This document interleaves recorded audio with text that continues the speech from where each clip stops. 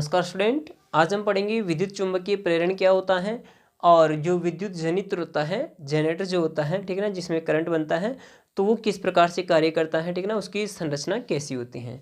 तो देखिए, सबसे पहले हम पढ़ते हैं कि विद्युत चुम्बकीय प्रेरण क्या होता है। इसको इंग्लिश में कहते हैं इलेक्ट्रोमैग्नेटिक इंडक्शन क्या होता है, ठीक है ना। इसके बारे में जो साइंटिस्ट था उसने बताया था, वो साइंटिस्ट था कौन सा, माइकल फेराडे, ठीक है ना। माइकल फेराडे, माइकल फेराडे नाम के साइंटिस्ट ने इसके बारे में बताया था, विद्युत चुम्बकीय प्रेरण के बारे में वो बताया था 1831 में, ठीक है ना, ठीक है ना। तो माइकल फेराडे नाम के साइंटिस्ट ने 1831 में बताया था। और इसने क्या बताया, इसने जो प्रयोग किया, देखिए वो क्या था। इसने एक प्रयोग किया मतलब जो हमने स्टार्टिंग में पढ़ा था ना कि विद्युत धारा के कारण चुंबकीय प्रभाव बनता है, इसने जस्ट इसका अपोजिट बताया कि चुंबकीय क्षेत्र के कारण किसी भी तार के अंदर विद्युत धारा बन सकती है, ठीक है ना। उसको बोलेंगे हम विद्युत चुंबकीय प्रेरण। तो देखिए कैसे बताया इसने, कि इसने क्या किया, मतलब एक इस प्रकार का तार लिया और इस प्रकार से उसने एक मतलब पाइप पे लपेट दिया। तो कहने का मतलब हम इसको क्या कहते थे, इसको कहते हैं हम सोलेनॉइड या परिनालिका ना, परिनालिका कहते हैं या कुंडली कह सकते हैं। ओके, अभी इसको क्या है, इसके अंदर करंट नहीं जा रहा है। ओके, तो इसमें क्या है, हमने इसको किससे जोड़ दिया, इसको जोड़ दिया गैल्वेनोमीटर से। गैल्वेनोमीटर क्या होता है, इसको किससे जोड़ दिया हमने, गैल्वेनोमीटर से, ठीक है ना। इसको हमने यहाँ नंबर लिखे होते हैं गैल्वेनोमीटर के, ठीक। देखो गैल्वेनोमीटर क्या होता है, ये क्या है, यहाँ पे गैल्वेनोमीटर है, गैल्वेनोमीटर। ये गैल्वेनोमीटर क्या करता है कि भाई इसके अंदर जो करंट जा रहा है उस करंट की दिशा भी बता देगा ये, और करंट जा रहा है या नहीं जा रहा है इस बात की सूचना दे देता है, ठीक है ना। तो गैल्वेनोमीटर क्या करता है कि भाई इस तार के अंदर करंट जा रहा है या नहीं जा रहा है इसको बता देगा। जा रहा होगा ना तो ये सुई इस प्रकार से हिल जाएगी, और जिस दिशा में जा रहा होगा उसी दिशा में हिलेगी। जैसे मान लीजिए करंट इधर से इधर जा रहा है तो ऐसे हिल जाएगी, और करंट इधर से उधर जा रहा है तो ऐसे हिल जाएगी, ठीक है ना। तो इस प्रकार से गैल्वेनोमीटर बता देगा। अभी इसमें देखो कोई करंट भेज नहीं रहे हैं, ठीक है ना। अब इसके पास में हम क्या लेके आते हैं, चुंबक लेके आ रहे हैं। नॉर्मल चुंबक है ये उत्तरी ध्रुव, ये दक्षिणी ध्रुव, ठीक है ना। और अब इस चुंबक को अगर हम पास में ला करके रख दें तो कुछ नहीं होगा, लेकिन इस चुंबक को जैसे जैसे हम पास में ला रहे हैं दूर ले जा रहे हैं, पास में ला रहे हैं दूर ले जा रहे हैं, यानी कि इसको गति करवा रहे हैं। इस चुंबक को क्या करवा रहे हैं हम, गति करवा रहे हैं। तो इसको गति करवाने की वजह से क्या हो रहा है, ये सुई इधर से उधर हिल रही है। तो कहने का मतलब इस माइकल फेराडे नाम के साइंटिस्ट ने बताया कि जब आप इस चुंबक को इसके पास में रखते हो तो मतलब इसमें सुई के अंदर कोई हलचल नहीं होती है, लेकिन जैसे ही आप इस चुंबक को पास में लाते हो दूर ले जाते हो, पास में लाते हो दूर ले जाते हो, मतलब इसको गति करवाते हो, तो उससे क्या होगा, ये चुंबक, ये जो गैल्वेनोमीटर की जो सुई है वो ये हिलेगी। इसका मतलब ये गैल्वेनोमीटर क्या बता रहा है, चुंबकीय सुई हिल रही है। इसका मतलब ये गैल्वेनोमीटर क्या बता रहा है कि भाई इसमें विद्युत धारा बन रही है, क्योंकि गैल्वेनोमीटर क्या करता है, विद्युत धारा का मापन करता है, ठीक है ना, और विद्युत धारा की दिशा भी बताता है। विद्युत धारा का मापन एवं दिशा बताता है ये, ठीक है ना, कौन, गैल्वेनोमीटर, ठीक है ना, ये काम है इसका। तो अब जैसे इसकी सुई हिल रही, इसका मतलब इसमें धारा बन रही है, विद्युत धारा बन रही है। अब क्या हुआ कि आप जैसे मान लीजिए इसके अंदर इधर जा रही थी ये सुई, है ना। अब जैसे आपने इसको पलट दिया, ठीक है ना, आपने क्या किया, इस चुंबक को पलट दिया। पलटने का मतलब ये जो पहले एन था वो इधर दक्षिणी ध्रुव लिया है, और अब इधर क्या लिया है, नॉर्थ, यानी कि अब साउथ वाला पास में ला रहे हो, दूर ले जा रहे हो, ऐसे ऐसे कर रहे हो, तो अब धारा की दिशा भी बदल जाएगी। यानी कि जैसे ही आपने चुंबकीय क्षेत्र की दिशा बदली, इसके अंदर जो धारा बन रही थी, करंट बन रहा था, उसकी दिशा भी बदल जाएगी। जैसे मान लीजिए पहले जो सुई हिल रही थी वो पहले मान लीजिए इस प्रकार से हिल रही थी, ठीक है ना, तो अब ये सुई किस प्रकार से हिलने लग जाएगी, इस साइड में हिलने लग जाएगी।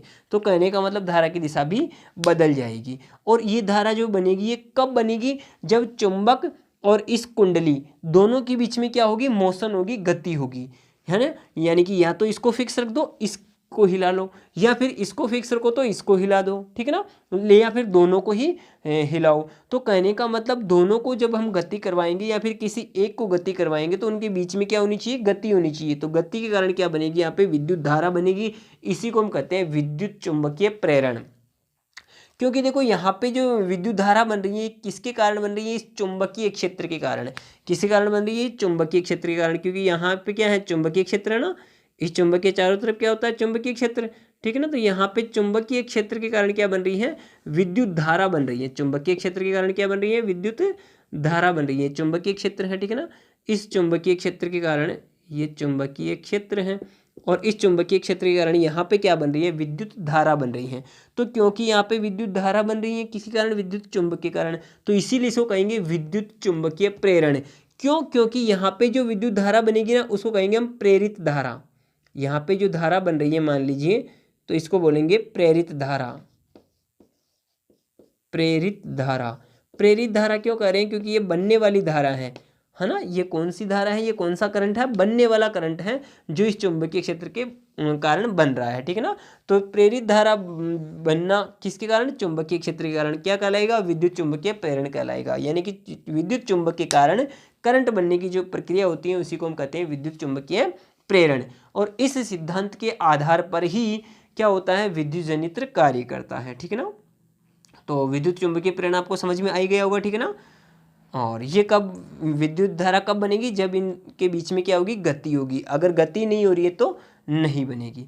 अच्छा, इसका कारण क्या है, क्योंकि देखो इसको आप पास में लाओगे तो ये दोनों पास में आएगी ना, तो चुंबकीय क्षेत्र मतलब इसमें ज़्यादा प्रवेश करेगा, ठीक ना। अब जब इसको दूर ले जाओगे तो चुंबकीय क्षेत्र कम हो जाएगा, फिर पास में लाओगे चुंबकीय क्षेत्र ज़्यादा हो जाएगा, फिर दूर ले जाओगे कम हो जाएगा। तो चुंबकीय क्षेत्र के पास में आने से ज़्यादा और कम होने की वजह से इसमें क्या बनेगी, धारा बनेगी, ओके, जिसको हम प्रेरित धारा कहेंगे। और इस पूरी प्रक्रिया को कहेंगे विद्युत चुंबकीय प्रेरण कहेंगे, ठीक है ना। और इसके इसी सिद्धांत पर आधारित जो उपकरण है वो है विद्युत जनित्र, ठीक है ना। तो विद्युत जनित्र के अंदर क्या होता है, देखिए विद्युत जनित्र जैसे हमने विद्युत मोटर पढ़ी थी, ठीक वैसे ही होता है, ठीक है ना। यानी कि उसके अंदर भी चुंबक लगे हुए होंगे, ठीक है।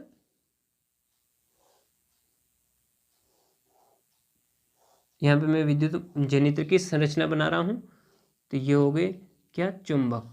चुंबक के दो ध्रुव हो गए, मान लीजिए ये उत्तरी ध्रुव, ये दक्षिणी ध्रुव। इन दोनों के बीच में क्या रखेंगे, हम वही रखने वाले हैं ABCD, जो कि तार से बना होता है, ठीक है ना। ये तार का बना होता है, ठीक है ना। ABCD कुंडली है ये, इसको आर्मेचर भी कहते हैं, आर्मेचर, ठीक है ना। इसका नाम है ABCD का, ABCD का नाम क्या है, आर्मेचर है, ठीक है ना। यस, ये तार का बना होता है और इसको बाहर से किससे जोड़ देते हैं, ऐसी पूरी दो रिंग लगी होती हैं। क्या होती है, यहाँ पे पूरी रिंग बना रहा हूँ मैं, ठीक है ना। इस प्रकार की क्या होती हैं, पूरी रिंग बनी होती हैं। एक रिंग ये हो गई, फिर नेक्स्ट आगे ये दूसरी रिंग हो जाएगी यहाँ पे, ठीक है। ये दूसरी रिंग, और फिर इसके आगे क्या लगी रहती है, एक साफट लगी रहती है इस प्रकार से।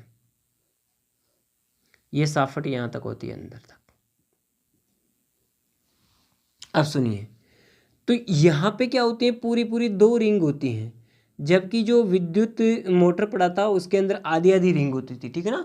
तो यहाँ पे दो रिंग होगी, जिसमें से एक रिंग के एक तार टच होगा, मान लीजिए ये वाला इस रिंग के टच है, तो ये वाला जो तार है ये इसके टच नहीं होगा, ये इसके अंदर से होकर के निकल जाएगा और पूरा आगे जा कर के इसके टच होगा, ठीक है। और यहाँ पे मान लीजिए ये साफट वाली है, यहाँ पे क्या है, ये साफट वाली है, यानी कि ये तार इसी के टच रहेगा। यानी कि एक रिंग से एक साइड वाला तार, दूसरी रिंग से दूसरी साइड वाला तार टच रहेगा, और बीच में एक्सल लगी रहेगी। और जहाँ पे ये टच रहेगा वहाँ पे क्या लगा रहेगा, एक ब्रश लगा रहेगा, जो ब्रश हिलेगा नहीं, ठीक है ना। यहाँ पे भी एक ब्रश लगा रहेगा, ओके। और इस ब्रश से क्या जोड़ लेंगे हम, फिर इधर से जो करंट बनकर आएगा उसको प्राप्त कर लेंगे। अब देखिए कैसे, मान लीजिए यहाँ पर हमने प्राप्त कर लिया, इसको कोई भी उपकरण चला दिया, मान लीजिए मैं बल्ब लगा देता हूँ यहाँ पे, ये बल्ब का सिंबल है। अब सुनो, ये हम प्राप्त कर रहे हैं, बाहर है ना बल्ब है ये। अब सुनो, इसके अंदर मतलब बिजली, मतलब ये जो करंट कैसे बना, बिजली कैसे बनी। देखो यहाँ पे चुंबकीय क्षेत्र बन रहा है, वैसे ही जैसे यहाँ पे ये इस प्रकार से है, इसको आर्मेचर कहते हैं, कुंडली कहते हैं, ठीक है ना। ये ब्रश है जिसको हम लिख देते हैं, मान लीजिए ये B1 है, ये B2 है ना। ये रिंग है ना, इसको दे देते हैं R1, रिंग 1, और ये क्या है, रिंग 2, है ना। और ये एक्सल है ना, एक्सल या शाफ्ट जिसको हम बोलते हैं। अब देखो इसको आर्मेचर कहते हैं। अब सुनिए इसके अंदर क्या होता है, यहाँ से चुंबकीय क्षेत्र बल रेखाएं जा रही हैं इधर से उधर, है ना, नॉर्थ से साउथ की तरफ जा रही हैं। अब चुंबकीय क्षेत्र रेखाएं जब ये ऐसे रहेगा तब तो क्या होगी, इसमें से कम पास होगी। जब ये ऐसे हो जाएगा तो ज़्यादा पास होगी, ठीक है ना। तो फिर ये ऐसे हो जाएगा तो कम पास होगी। तो बार बार इसे मतलब चुंबकीय क्षेत्र की रेखाओं के इसमें से पास कम होना और ज़्यादा होना, कम होना और ज़्यादा होना क्या करेगा, एक प्रकार से यहाँ पे क्या, इस वायर के अंदर क्या हो जाएगी, धारा उत्पन्न हो जाएगी उसकी वजह से। क्योंकि देखो यहाँ पे भी क्या हो रहा था, जब इसको पास में ला रहे थे तो चुंबकीय क्षेत्र ज़्यादा, दूर ले जा रहे थे चुंबकीय क्षेत्र कम, फिर पास में ला रहे थे चुंबकीय क्षेत्र ज़्यादा। ठीक वैसे देखो यहाँ पे क्या हो रहा है, जब ये कुंडली इस प्रकार से रहेगी तो इसमें से पास कम हो पाएगा, क्योंकि ऊपर से निकल जाएगी नीचे से निकल जाएगी चुंबकीय बल रेखा, है ना, दोनों साइड से निकल जाएगी। लेकिन जब ये कुंडली ऐसे होगी तो सारी चुंबकीय बल रेखाएं इसके अंदर से होकर जाएगी, अंदर से बीच में से होकर के इधर निकलेगी। तो कहने का मतलब हम कह सकते हैं भाई इसमें चुंबकीय जो बल रेखाएं क्रॉस हो रही हैं वो कभी तो कम होती हैं कभी ज़्यादा होती हैं, जैसे कि यहाँ पे कभी कम हो रही थी कभी ज़्यादा हो रही थी, ठीक है ना। तो वैसे ही इसके अंदर हो रहा है। तो देखिए यहाँ पे कम ज़्यादा होने की वजह से इसमें यहाँ पे विद्युत धारा बन रही थी, ठीक वैसे ही इस तार के अंदर क्या बनने लग जाएगी, विद्युत धारा बनने लग जाएगी। क्या बनने लग जाएगी, विद्युत धारा बनने लग जाएगी इसके अंदर। इसके अंदर विद्युत धारा बनेगी, हम भेज नहीं रहे हैं, इसके अंदर विद्युत धारा क्या हो जाएगी, ऑटोमेटिक बनेगी। किस वजह से, क्योंकि चुंबकीय क्षेत्र क्या हो रहा है, परिवर्तित हो रहा है उसकी वजह से। तो इसमें जो चुंबकीय धारा बनी उसको हम इस प्रकार से बाहर ले लेंगे, ठीक है ना, इस प्रकार से बाहर ले लेंगे। मान लीजिए यहाँ से इस प्रकार से हम बाहर ले लेंगे। ओके, अब सुनो, अब देखिए इसके अंदर क्या होता है, इसके अंदर भी वही वाली चीज़ है कि ए बी, देखिए ए बी के अंदर जो धारा बन रही है वो इसकी दिशा ए से बी की ओर है, जबकि सी के अंदर सी से डी की ओर है। अब देखो दिशा यहाँ पे नीचे से ऊपर की ओर, वहाँ नीचे ऊपर से नीचे की ओर।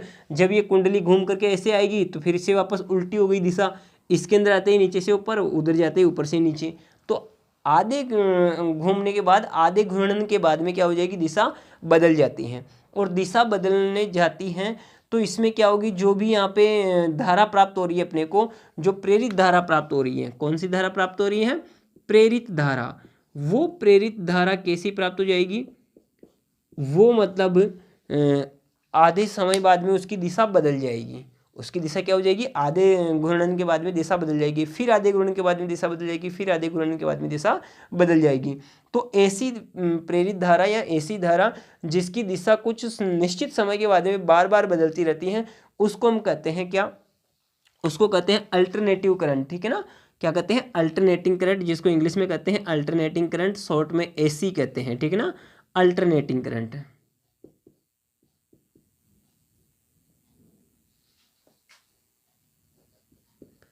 अल्टरनेटिंग करंट, अल्टरनेटिंग करंट किसे कहेंगे, मतलब इसको कहते हैं प्रत्यावर्ती धारा, ठीक है ना,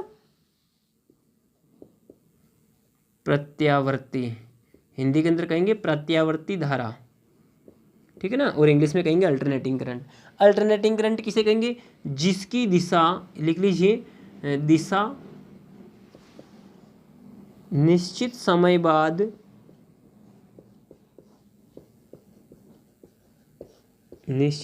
बाद बदलती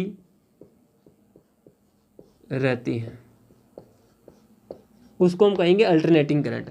अच्छा, अब इस अल्टरनेटिंग करंट बन रहा है तो ऐसे जनरेटर को हम क्या कहेंगे, एसी जनरेटर, एसी जनरेटर कहेंगे इसको। क्यों, क्योंकि इससे बनने वाली धारा कैसी है, अल्टरनेटिंग करंट है, प्रत्यावर्ती धारा है, तो इसको प्रत्यावर्ती धारा जनित्र कहेंगे। अब हम चाहते हैं कि भाई इससे क्या हो, एक ही दिशा वाली धारा प्राप्त हो जिसकी दिशा बदले नहीं। तो इसमें यहाँ पे क्या लगा देंगे, जैसे विद्युत जनित्र वाले में क्या, जो विद्युत मोटर थी उस विद्युत मोटर में क्या लगाए थे हमने, कम्यूलेटर लगाए थे, यानी दिशा परिवर्तक, दिक् परिवर्तक लगाया था। तो वैसे ही यहाँ पे भी हाफ रिंग ले लेंगे, हाफ रिंग लगा देंगे, या फिर इसमें दिशा परिवर्तक, दिक् परिवर्तक का यूज कर लेंगे। तो क्या होगा, ये जो प्रत्यावर्ती धारा है ये किस में कन्वर्ट हो जाएगी, डीसी में कन्वर्ट हो जाएगी, यानी कि डायरेक्ट करंट में कन्वर्ट हो जाएगी, ठीक है ना। यानी कि एक ही दिशा वाली धारा बन जाएगी, जिसको हम बोलते हैं DC, direct current. Direct current इसको बोलते हैं दिष्ट धारा, दिष्ट धारा, ठीक है ना, इसको बोलेंगे दिष्ट धारा। और दिष्ट धारा क्या होती है, एक ही दिशा होती है इसकी, एक ही दिशा, यानी कि दिशा नहीं बदलती। ए की दिशा हम कह सकते हैं कि भी दिशा नहीं बदलती। इसकी क्या होती है? दिशा नहीं बदलती है, दिशा नहीं बदलती। यानी कि ऐसी धारा जिसकी दिशा नहीं बदलती है, सेम रहती है, एक ही रहती है, उसको कहते हैं डायरेक्ट करंट, दिष्ट धारा। ओके। और दिष्ट धारा किसकी वजह से बनेगी? यहाँ पे दिक् परिवर्तक यूज में ले लेंगे, कम्यूटेटर यूज में ले लेंगे, तो यही क्या हो जाएगी? एसी डीसी में कन्वर्ट हो जाएगी। और फिर उस जनित्र को कहेंगे, ऐसा जनित्र जिसके अंदर वो कम्यूलेटर यानी कि दिक् परिवर्तक यूज में लेते हैं, उसको बोलते हैं दिष्ट धारा जनित्र। ओके। तो ऐसा जनित्र जिससे मतलब दिष्ट धारा प्राप्त होती है उसको दिष्ट धारा जनित्र बोलते हैं। ठीक है ना। तो मतलब जनित्र दो प्रकार के हो जाएंगे, जनरेटर दो प्रकार के हो जाएंगे, एक तो प्रत्यावर्ती धारा जनित्र और एक दिष्ट धारा जनित्र। ठीक है ना। तो ये धारा है, दो हैं। ठीक है ना, अल्टरनेटिंग करंट और डायरेक्ट करंट। ओके। तो इस प्रकार से करंट दो प्रकार का होता है। ओके। यस, तो आपको समझ में आया होगा। तो इस चैप्टर को यहीं समाप्त करते हैं, मिलते हैं नेक्स्ट क्लास में। Okay, thank you.